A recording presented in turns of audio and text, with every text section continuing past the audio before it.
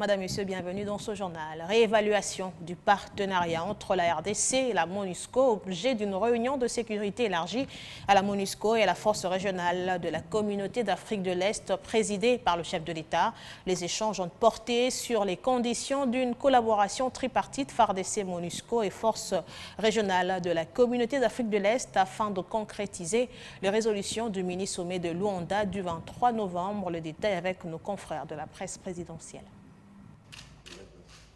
Après plusieurs années de partenariat entre la RDC et la MONUSCO, l'heure est venue pour la réévaluation de ce partenariat stratégique. Le Conseil de sécurité a récemment renouvelé pour un an le mandat de la MONUSCO et conformément aux souhaits de la République démocratique du Congo. Ce partenariat doit être réévalué pour aboutir à sa fin après les élections de décembre 2023.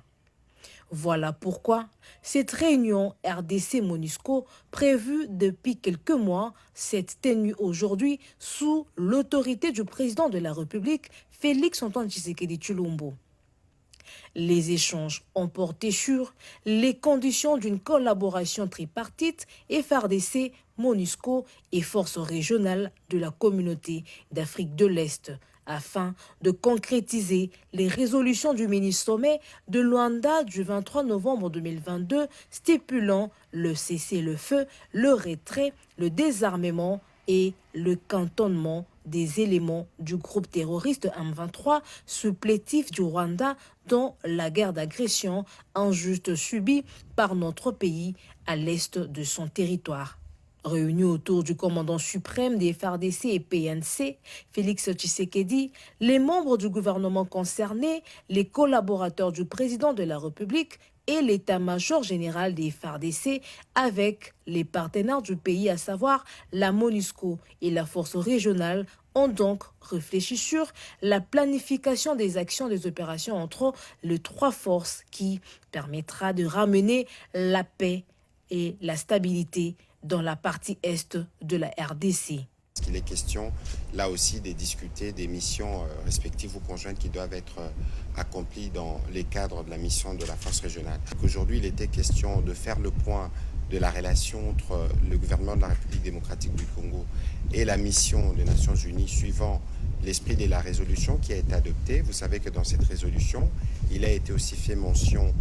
du plan de sortie, du plan de retrait de la MONUSCO qui a été tant réclamé par nos populations. Il a été convenu que de manière générale, qu'il soit établi un cadre d'entente qui permettra des rencontres régulières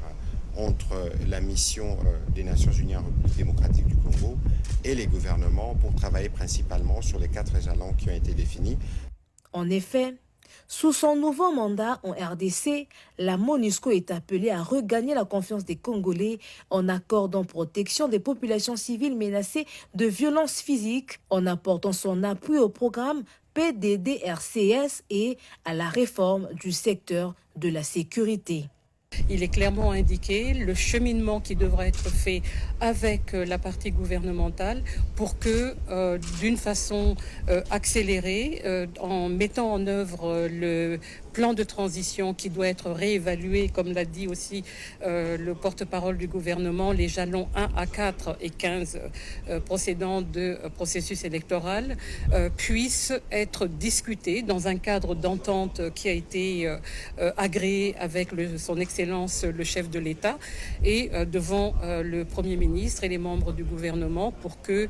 nous puissions d'une façon très claire, le plus rapidement possible, voir des résultats concrets et palpables pour tout le monde sur terrain dans les deux Kivu et dans l'Ituri. Pour rappel,